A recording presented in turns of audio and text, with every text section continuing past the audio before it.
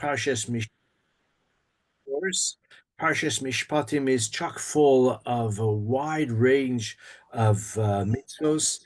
The word Mishpatim refers especially to civil law, laws of personal damage, personal injury, torts, commercial law, and interpersonal matters generally. Also, there are mitzvahs of a more ceremonial nature, basar v'chalav, and many other subjects as well.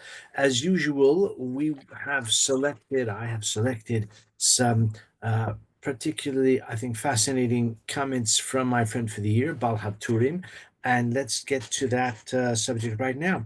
So the parasha begins, Ve'ela hamishpatim asher tasim difnehem. These are the ordinances which you shall place before them. And the Torah right away launches in to a particular mitzvah, a very, in a way, ironic mitzvah, a mitzvah of the Eved Ivri, the Hebrew slave, and we'll talk more about that shortly. But haTurim has a lot to say about the opening words, Ve'el HaMishpatim, these are the ordinances which you shall place before them, and the juxtaposition to the previous subject. So last week's parasha was dominated by Matan Torah, the Sarasa Dibros, but the Torah also has a narrative passage there as well. Actually, the giving of the Torah is narrative, but the Torah, the parsha, last week's parsha concludes with a subject that the Torah addresses repeatedly, and that is idolatry. So if you want to turn the page back, if you're with me in the Stone Chumash, it's on page 412. At the very end, the last paragraph of last week's parsha, we're talking about chapter 20, verses 19, etc. Kol Samal Ben Israel, you saw from heaven that I spoke to you. And because of that, since you experienced that epiphany, that divine revelation, Lo sasuni ti Elohei chesef Elohei zahav. Don't make for me, don't, so to speak, introduced besides your relationship with me, also gods of silver and gold. Lo sasulachem. Don't make that for yours. So the haTurim says that there is a significance to the juxtaposition, the fact that the Torah in the previous paragraph, the end of last week's Torah reading, spoke about don't make yourself gods of silver and gold, and here we have Elah Mishpatim. So he says that when appointing a shofet or a dayan, so the implication is that the dayan, the mishpatim, because when it says asher tasim lifnehem, it means you shall place before them. It probably refers primarily, or at least initially, to the judges, those who need to interpret the law, to apply the law, to adjudicate. Of course, by implication, it's pertinent to the public as well.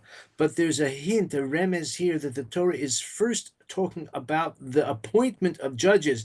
The appointment of judges should not be through pursuit of silver and gold. They should not be Elohei Kesef. Now that is a deliberate pun, because the word in last week's parsha, again, when it says Elohei Kesef, Elohei Zahav, it means gods, idols of silver and gold.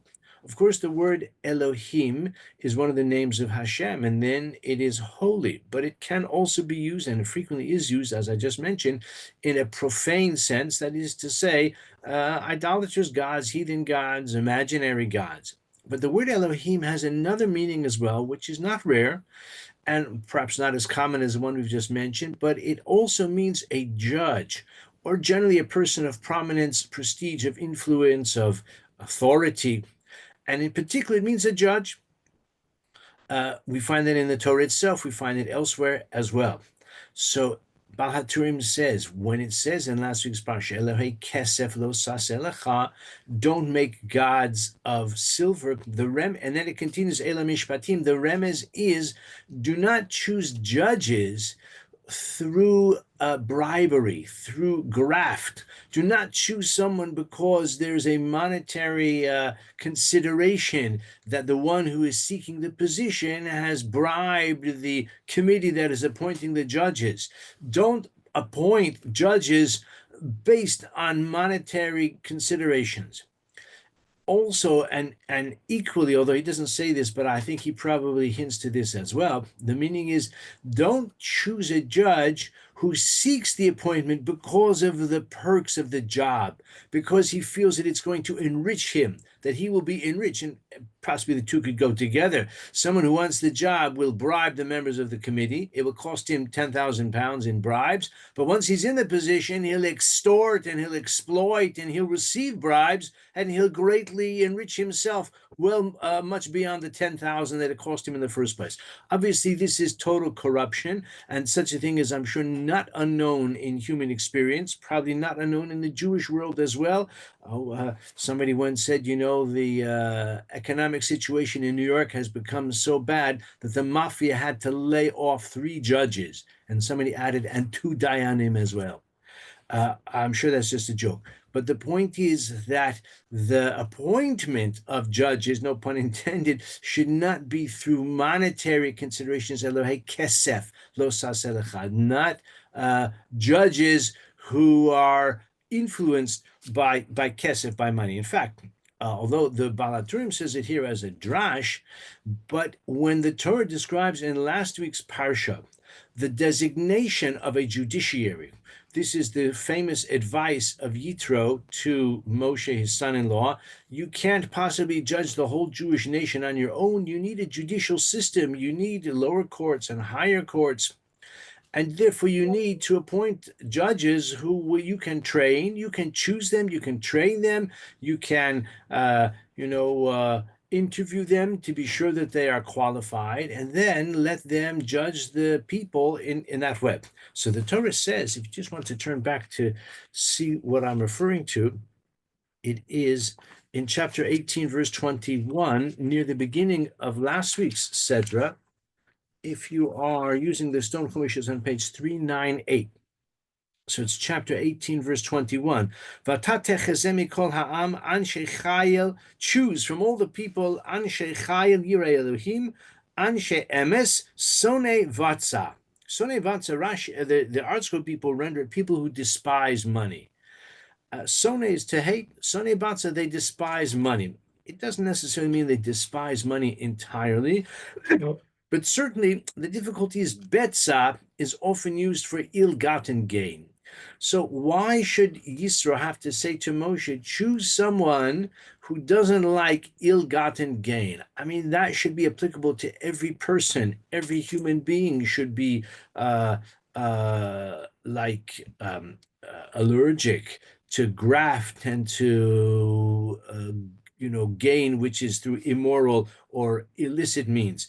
I'm not saying that everyone does have that quality, but certainly he shouldn't have to tell Moshe that choose judges who don't like to steal, because that should be obvious. So that's why Chazal say Sone Vatsa means that there. Take a look at Rashi. Rashi there says. Sone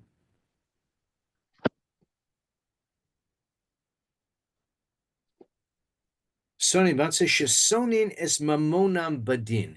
They hate their money if it can only be extracted through judgment. And Rashi goes on to explain, Kahid Amrina, as the Talmud says, Kol dayan demafkin mamone mine bedina lab dayanu. Any judge who is taken to court by an adversary, by a counterpart in some business transaction, and the judge is found to be wanting and he has to pay out. So even though he pays and he says, look, if the judges find against me, then I'm going to have to pay. But even so, you don't want such a person to be a judge. If it's true that the judge found that he is required to make a payment, he should have done it on his own.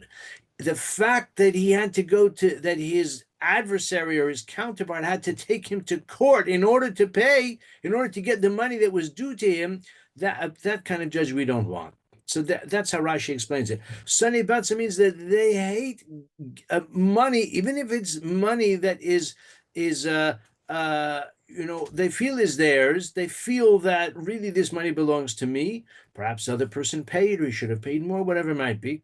But if at the end of the court case he is found to be whether in the wrong or he had to hand over money, then he's unsuitable to the position. That is what haTurim is alluding to when he says that these judges should not be judges of money. They should be judges who are above the need to like be a plaintiff a defendant in a lawsuit, that he should not be even someone who goes to court in the sense that he is a defendant and he is found that he has to pay. That's the meaning here of the juxtaposition. All of that is alluded to, says about haTurim, ve'ela mishpatim, the judges that you choose, the dayanim that you select, should not be Elohei chesef ve'Elohei zahav.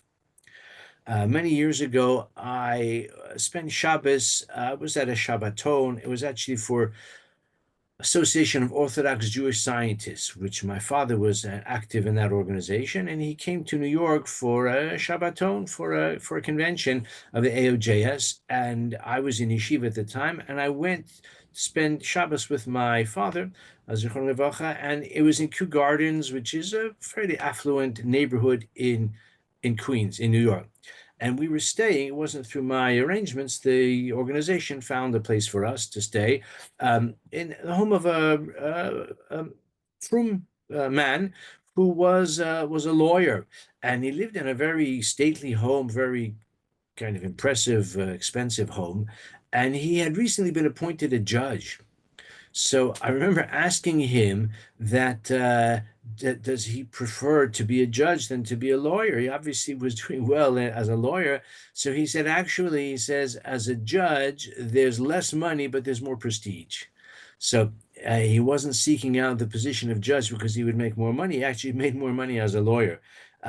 But he said there's more prestige associated with it. I'm not suggesting that he was in it for the wrong reason. On the contrary, perhaps he became a judge and, so to speak, took a cut in his salary or in his revenue stream because he wanted to participate in the legal process and to administer justice. But in any case, there is prestige, and I'm sure there is some money to be made as a lawyer, as a judge as well. I'm not in that game. Anyway, that's what Baal HaTurim says about the juxtaposition. Now, I want to share with you a short little comment, but a profound one, an interesting one, an important one of the Baal HaTurim in Pasuk Vav. So we said that the first subject that our Parasha takes up is that of the Eved Ivri, the Hebrew slave, which probably was not very common, not just because slavery is unsavory, but rather because a Hebrew slave is subject to so many regulations. That is to say, the one who acquires a Hebrew slave is bound by so many demands that the utility or the benefit of purchasing a Hebrew slave is quite limited. Besides the fact that he goes free after 6 years in any case, unless, and that's what I want to look at, he decides he doesn't want to go free. Look at Pasuk Hey, page 418, if you're with me in the art school. It's chapter 21, verse 5. Vim amar yomar ha'eved. If the slave says, Ahavti es Adoni, I love my master. Es ishti ves banai, I've got a wife and I've got children. They're all with me here in captivity in my status of servitude. Lo yitzei, I don't want to go free. The Torah allows me to go free. The Torah, I would say, encourages me to go free, but I don't want to. I love it here. So the Torah provides for a plan B, for another option. V'higisho Adonav el ha'Elohim. That's, by the way, where we see the word Elohim means judges. That his master will present him, will take him el ha'Elohim. And I guess because he needs to, I don't know if he needs their consent, actually. I'm not quite certain why he needs the judges. I don't remember at the moment. But the main thing is, and he brings him to the door or to the doorpost. Mezuzah means a doorpost. Doesn't mean what we call a mezuzah, which is the important piece of parchment with the certain important words from the Torah. As we know, the first two paragraphs of the Shema, that's what we call a mezuzah. But the actual meaning of the word mezuzah is the doorpost. The mitzvah of what we call the mitzvah of mezuzah is the mitzvah of writing certain passages from the Torah on a piece of parchment and attaching it to the mezuzah. In any case, he brings him to the doorpost. V'ratza Adonav esazno b'martzeya, then v'avado le'olam, and his master pierces his ear with a martzeh. Martzeh is an awl, A-W-L. Vavadol olam, and then he serves him forever. Doesn't really mean forever because it's only until the Yovel. Now the Yovel comes every 50 years, but whereas the 6 years is from when his servitude begins, and he goes free once the 6 years are complete. In the 7th year he goes free, but the 50 years is not dependent on that particular Eved and his particular sell-by date, but rather that is something which is pertinent to the Jewish people collectively. So if an Eved is goes free after 6 years and he doesn't want to go free, and he does this ritual, as we'll see in one moment, then he remains in servitude until the Yovel. So if he began his servitude early in the Yovel cycle, then possibly it will be a lifetime circumstance, because he'll never go free. He'll go free in the sense that he'll pass on to a better world before the Jubilee comes. Of course, if he's only sold into slavery late in the cycle, so it might only be a few more years until the Yovel. So it could be a few years, it could be more years. It won't be more than 49 years max, however. And therefore, although the Torah says Vavadol Olam, it doesn't really mean forever, but it means until the Yovel, which, as I said, could be a few years, could be a few decades as well. The question is, does the Torah praise or even uh, uh, validate or regard as meritorious the Eved who chooses to remain in servitude? So from the text of the Torah itself, it is evident that the Torah does not. Rashi, however, spells it out even more. Rashi says, why does the Torah say that it is the ear that should be pierced as a result, or in order to indicate his servitude, which he has chosen to retain? As I said, the Torah says go free after 6 years. In the 7th year, you go free, but he doesn't want to go free.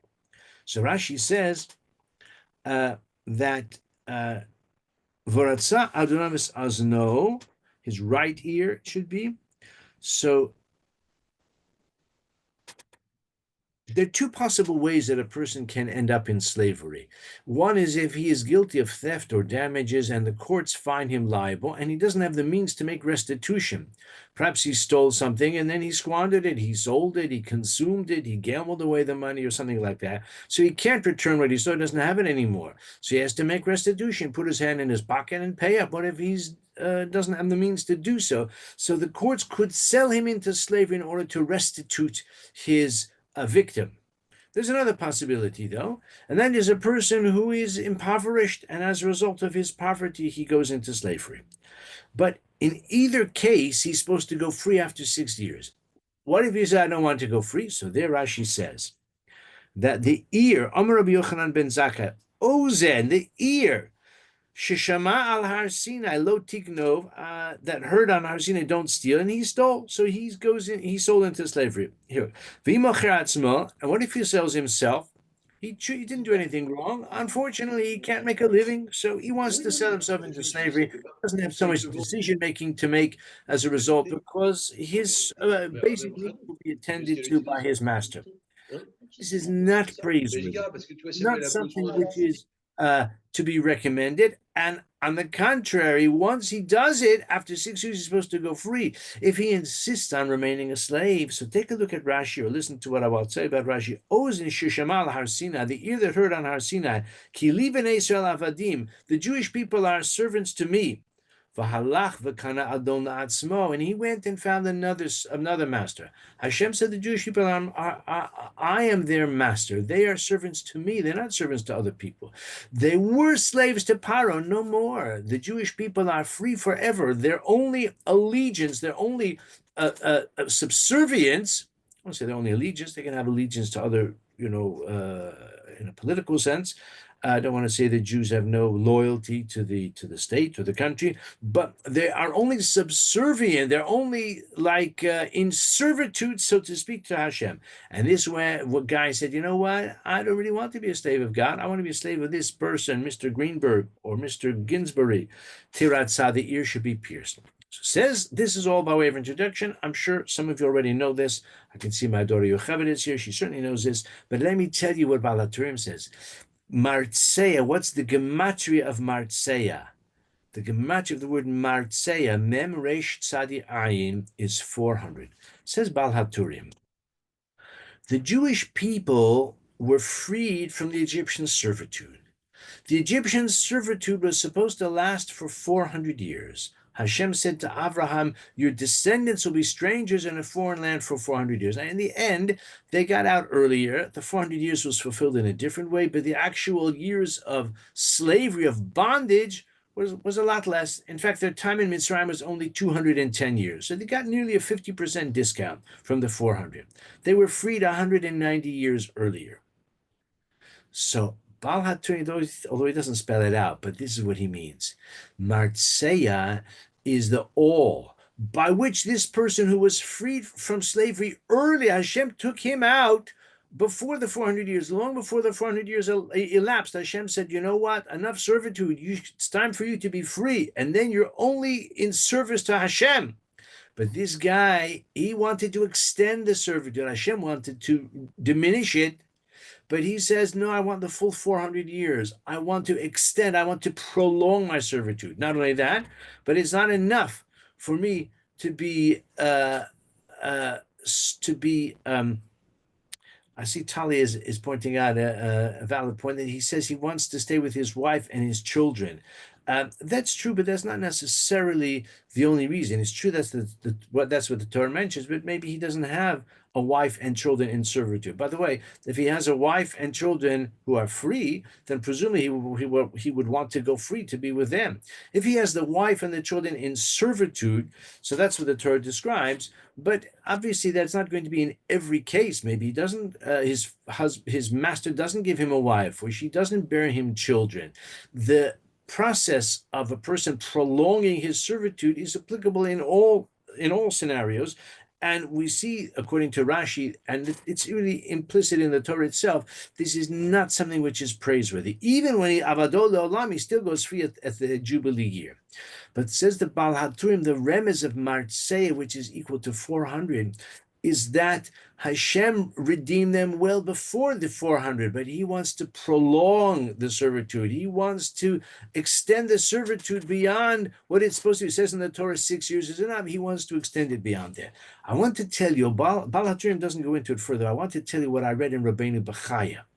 Rabbeinu Bechaya has something to say about the 400, not here, but the first time where this remez of 400 is found in the Torah, at least that I'm familiar with, is in the name Ephron. You remember Ephron? Ephron was in the property business, and he made a very handsome profit, probably an exorbitant profit, in selling a cave and a field to Avraham Avinu. Avraham didn't even want the field, but he said, it's a package deal. You want the cave, you've got to buy the field as well. And he charged Avraham 400 shekel kesef, 400 shekel kesef, which was a lot of money at that time.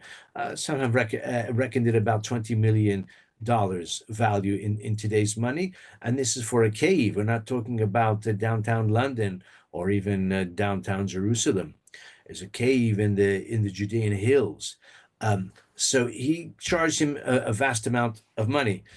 400 shekel kesef. Says Rabbeinu Bechaya, the name Ephron, where it's spelled chaser without the vav, is also equal to 400. But he explains more, because 400 is gematria ra'ayin.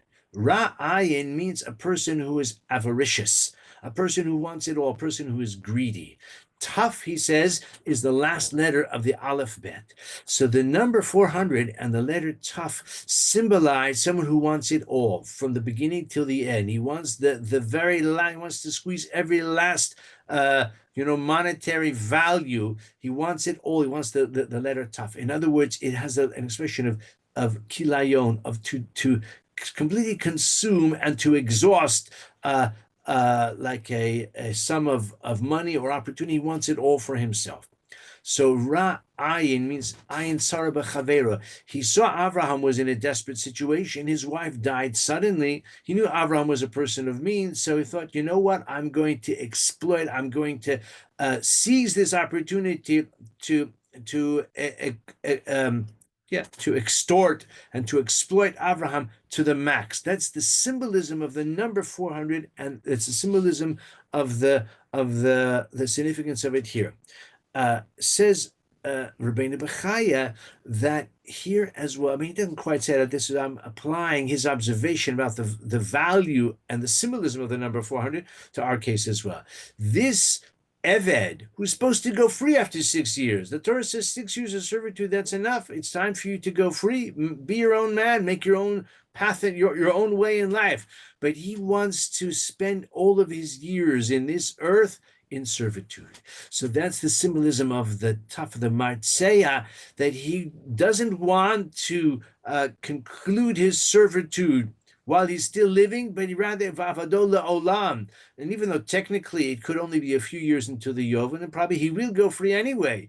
But on the other hand, maybe he won't go free. Depends on the years and the age and other factors. But in any case, vavadola olam taken at the simple level, meaning at the pshat, avodola means forever, because he wants to be in servitude forever. That's the symbolism of the letter tuf, meaning 400. But it has the further significance about in terms of servitude, that Klal Yisrael were supposed to be in Mitzrayim for 400 years, and instead Hashem diminished, Hashem shortened their time of bondage. But this guy wants to extend it, he wants to prolong it and to elongate his time in servitude. I think this is an interesting insight about the word Martzeya and the significance of the value of 400. We do have a few minutes left only.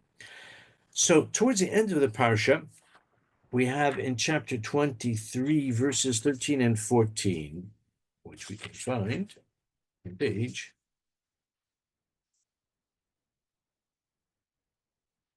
436. The Torah there says, in Pasuk Yud Gimel, actually 13 is on page 434. The last line on page 434 on the art scroll, or whatever chumash you're using, it's chapter 23, verses 13, 14. Be cautious about everything that I have instructed you. Don't mention the name of foreign gods. We shun foreign gods. We don't even mention it. This is true, especially if a person has to take an oath by the name of a foreign god. By the way, this was a problem for hundreds of years for Jews in a civil secular court. It was not really secular, it was a religious court, because they had to take an oath on the New Testament or swear by the Christian deity. This was a serious problem that Jews faced because the Torah forbids such a thing. Let it not be. By the way, even in this country, when the first Jewish member of parliament or parliamentary candidate was elected, he could not take his seat because he had to take an oath on the faith of a good Christian, and he refused to do so. And therefore, he was elected repeatedly, and he could not take his seat because he declined to do that until they decided he can also affirm, we can swear on the Hebrew Bible as well. So, to us, this is I won't say curiosity, but it's sort of a footnote. It was a very important impediment for Jewish life for a long time. Don't mention the name of foreign gods. The next passage, short one, says, 3 festivals shall you celebrate for me in the course of the year. So based on this, the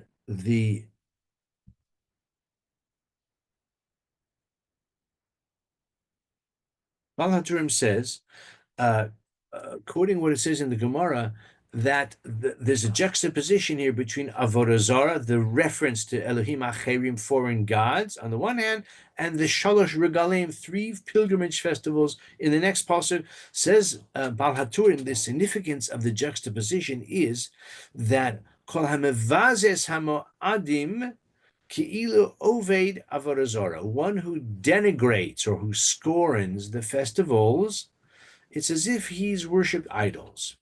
It's quite a strong statement. I mean, we have actually in the Talmud many behaviors which are likened to or are associated with or are tantamount to idolatry.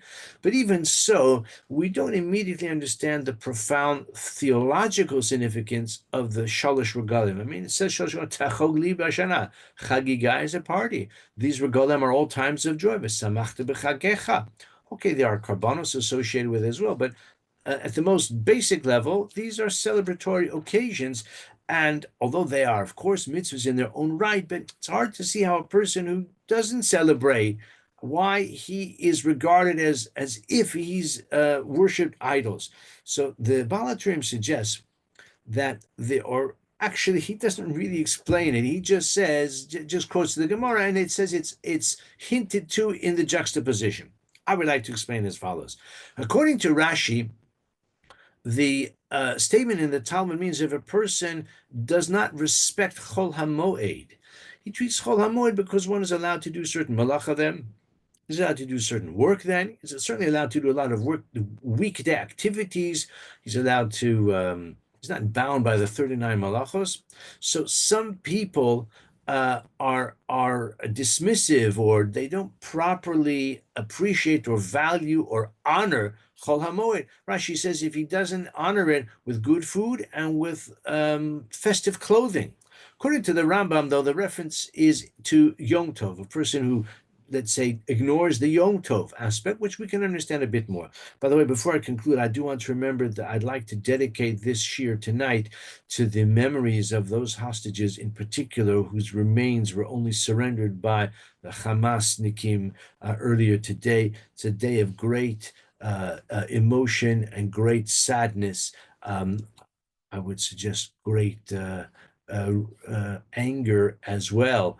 Maybe I'm only speaking for myself, for the way that Hamas has exploited those people. I mean, they killed hundreds and hundreds.